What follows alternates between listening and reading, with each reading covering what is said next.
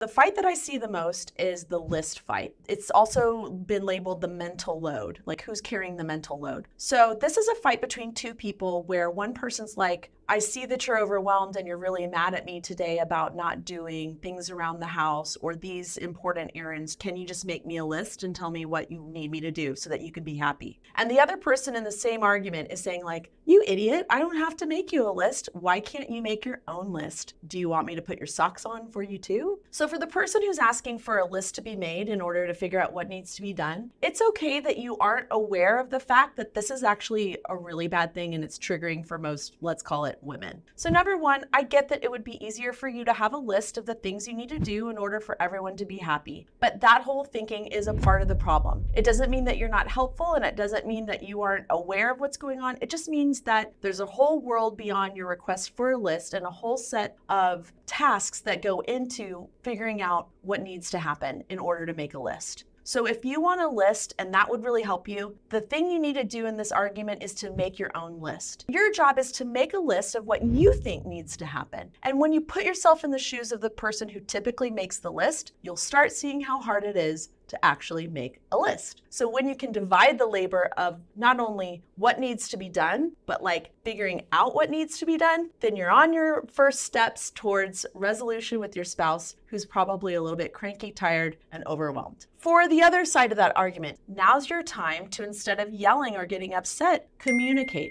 This is where you start telling everybody what it takes to make the list. If you're tired of making a list, then stop. But you are going to have to answer some questions about all that it takes to make the list, because you're the person that knows that. If you want to delegate this task, and you do need to, because these people don't know all that goes into making the list, you need to bring them into the fray on your thinking about that list. And the only way to do that is to communicate. If you can communicate this without sarcasm or resentment, two traits that I have a hard time with, then you're on your way to a successful conversation where you bring your family members and your partner into all that it takes to run your house, or to run your lives, or to even run your business. It doesn't mean that you guys are in trouble if you're having this type of fight. It means that you need to put yourself in the other person's shoes and try to move forward without resentment. Hope this helps.